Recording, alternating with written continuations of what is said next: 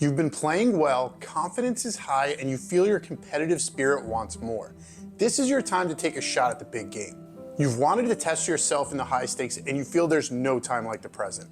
An opportunity to play a bigger game pops up, and you take it. The game is bigger than you're used to, but it's what you signed up for. You have officially left your comfort zone. Time to adapt to the current game, but there is a problem. Yeah, I need the button. But next time, don't talk to him. I have a hand, bro. I bet big. He doesn't speak English. Please, bro. He doesn't speak I know, English. but you all in. Yeah, all right, you go all in already, bro. Don't He's talk to asking him, me bro. how much you have. What should I say?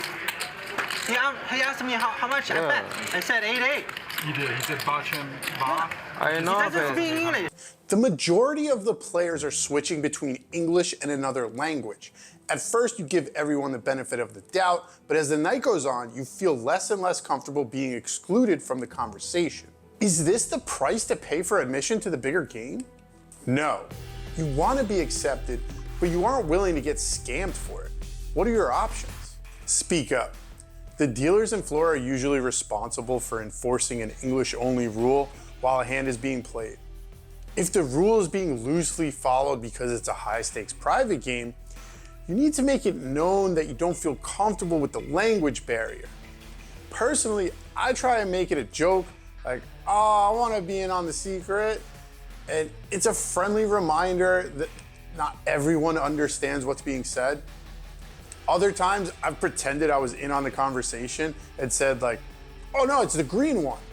And then my table mates reply like, you can understand us? Like, no, I don't.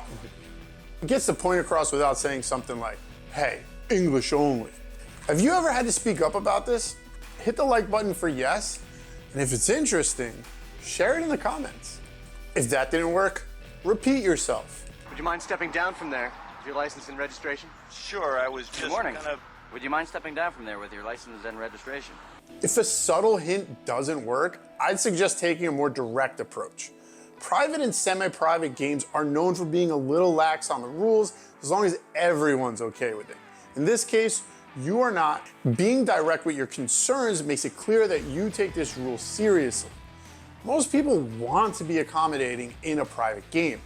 If they're not doing anything shady, they'll likely adjust. This does happen immediately after Pepe speaks to one of the floormen.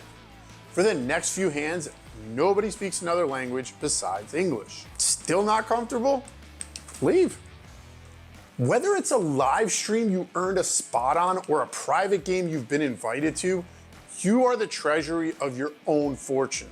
If you've spoken up, then repeated yourself, and the table hasn't adjusted, which continues to make you feel uncomfortable, rack up.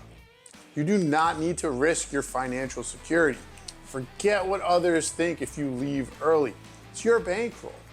You may not get an invite back, but do you want to sit in a game where you don't feel comfortable?